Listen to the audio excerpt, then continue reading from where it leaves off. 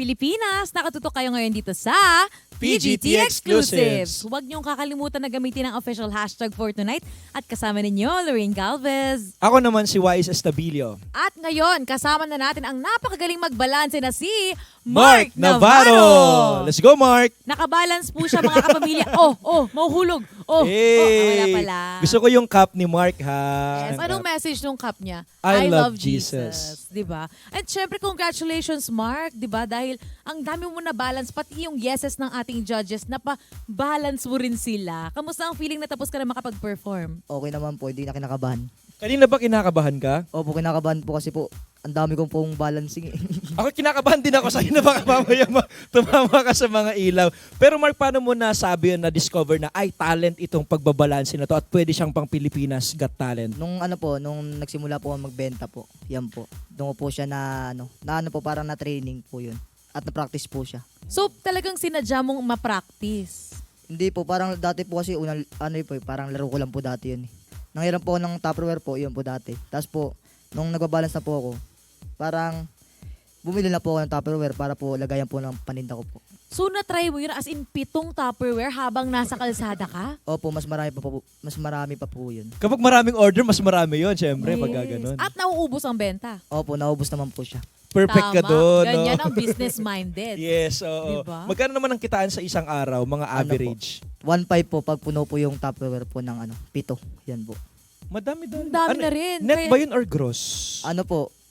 Net po. Ay, Welcome back to My Puhunan. Ay, hindi pala. Iba, PGT Exclusives pala to. Mali ka. Oo. Pero anong reaction mo? Kasi syempre, habang nagpo-perform ka, nakatayo na si Miss Uge. Ano po, parang kinakabahan po nung tumayo na po siya. Kasi, Kala ko po mahulog na rin po eh. Ay, hindi, kaya naman niya i-balance daw sarili niya. oo, si Miss Eugene pa. Pero alam mo, nakaka-amaze yung ginawa mo na talento, ha? Thank you po. Nakakatuwa na magpakita ka ng ganung klaseng talento. Pero kailan mo na-realize na gusto mong ipakita ito sa Pilipinas Got Talent stage? Bago lang po yun para minessage po ako. Kasi po, nung na-viral po ako eh.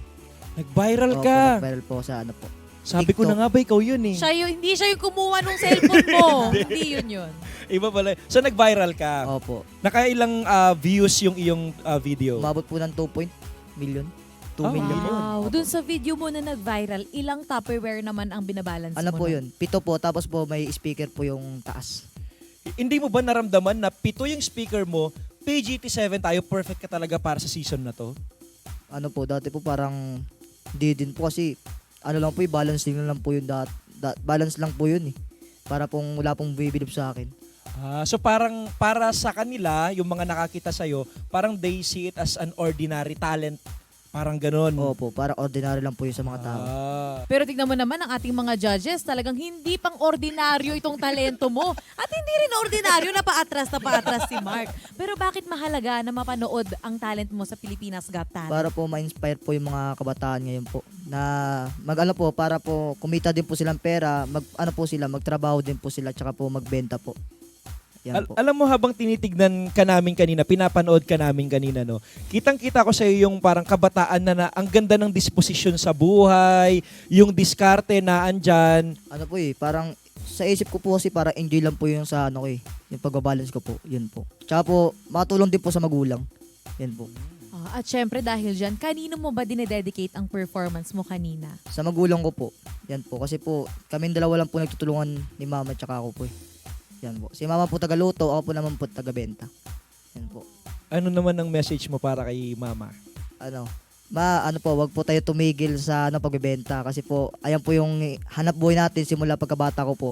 Yan po. At syempre, proud na proud sa'yo ang mama mo. At syempre, proud na proud din ang ating mga kapamilya sa'yo. Kaya naman maraming salamat. And congratulations once again, Mark Navarro! Salamat po.